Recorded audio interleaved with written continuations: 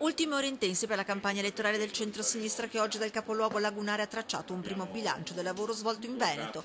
Se di fatto la campagna si avvia a chiudersi, PD, SEL e il Centro Democratico si dicono soddisfatti. Sono state gettate le basi, dicono, per un futuro buon lavoro. Un'unione che ha saputo battere tutte le strade, non dimentica però di stare tra la gente per accogliere le loro istanze. È stata una campagna molto partecipata, abbiamo incontrato tantissime persone, giovani, pensionati, lavoratori, e abbiamo capito che questo Paese ha dei bisogni fondamentali che devono essere affrontati: il lavoro, i diritti, una giustizia sociale che sia degna di questo nome.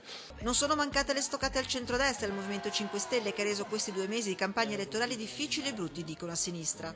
Una campagna elettorale brutta perché qualcuno ha scelto di trasformarla in una campagna di saldi di fine stagione, e siccome tutte le campagne di fine stagione si chiudono con gli ulteriori ribassi, chissà dopo l'abolizione dell'IMU cosa ci arriverà tra oggi e domani. Al movimento di Grillo viene imputato di essere un'impresa di demolizione, la gente che lo vota di non capire che dietro non ci sono persone capaci e propositive. Da qui il chiaro invito, quasi una sorta di appello da parte di tutta la coalizione. Giusta la protesta, ma poi bisogna fare le leggi, bisogna avere i numeri in Parlamento e ci vogliono persone serie e affidabili. Che la rabbia deve essere tradotta in cambiamento, la rabbia fine a se stessa non porta purtroppo a nessun risultato, e dobbiamo trasformare la rabbia nella volontà di cambiare lo stato di cose esistente. Sul tavolo il centro-sinistra mette le priorità che il nuovo governo dovrà affrontare, dal lavoro alle imprese, dalla questione esodata alla ricerca e alla riduzione della spesa pubblica, ma anche guardare al territorio, scardinare il patto di stabilità, la legge speciale per Venezia, un piano strategico per le piccole opere. Noi dobbiamo far sì che questo Paese dia a tutti l'opportunità di studiare,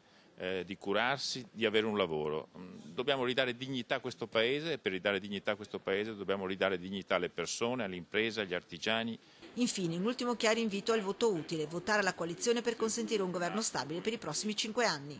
Un voto alla coalizione di centrosinistra, un voto al Centro Democratico che di questa coalizione è parte integrante, è un voto per il futuro del Paese.